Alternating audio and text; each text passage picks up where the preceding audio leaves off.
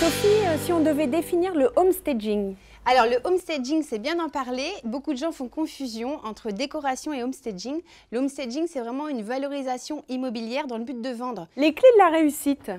Pour réussir ce homestaging, déjà, il faut arriver à prendre du recul sur son bien.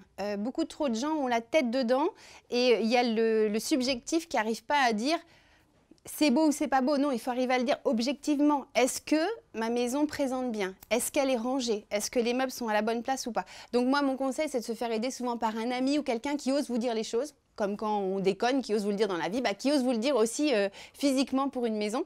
Et ça peut vraiment aider d'avoir un regard extérieur. Et ensuite, c'est s'en tenir au bon sens. Ranger, dépersonnaliser, réparer.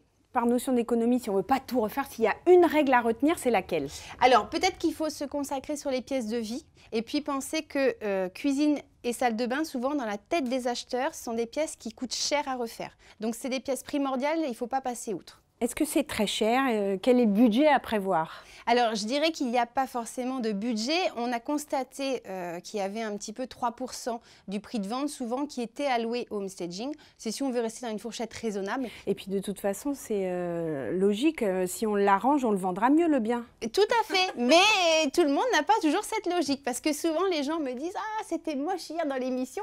Mais j'ai envie de dire « Ben oui, mais vous savez, on vit tous pareil dans des endroits qu'on ne voit plus.